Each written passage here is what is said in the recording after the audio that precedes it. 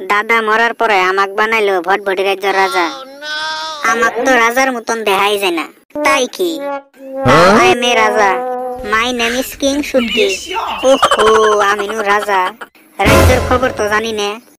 রাজ্যের প্রজাগণ বাইসে আছে নাকি মরছে আমি তো তাও জানি না। জান মুই কি ভাই, সেনাপতি হইছে 1 নম্বরের আলসে, শালাই হাইকবের গেলেও আধা ঘন্টা লাগে। এত আলসে সেনাপতি কোন রাজ্য থাকে না। সেনাপতি ডাক দেই, সেনাপতি চান্দু, এ সেনাপতি চান্দু। আদেশ করুন জাহাপনা। সেনাপতি কোথায় থাকো তুমি? ও ভুলেছে, হারামজাদা কোন থাহস, রাজ্যবাসীর খবর আহস শয়তান। জি জাহাপনা, কালকে সলিমুদ্দিন মরছে। কে? মহারাজ বিড়ি খাইতে বিড়ির ধুমে নলি মধ্যে বাইজে পড়ছিল, যার জন্য নিয়েস নিবার পায় নাই, ওই জন্য খারাপ হয়ে মৃত্যুবরণ করছে। সেনাপতি তোমাক না কইছি যে আমার রাজ্যত কোনো বিড়ি খাওয়া চলবো না? তোমাক কইছিলাম না যে সব বিড়ির কোম্পানি বন্ধ করে দিবা? মহারাজ বিড়ির কোম্পানি সব আনেরই, কিবাই বন্ধ করি আনি। ঠিক আছে সেনাপতি, বন্ধ করা নাকবো না।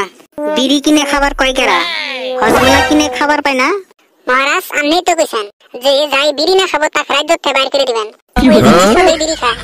রাজ্যত কি ওই বিড়ি খায় না? তাহলে বিড়ি খাবার কম না? রাজ্যের প্রতি আমার একটা দায়িত্ব আছে না?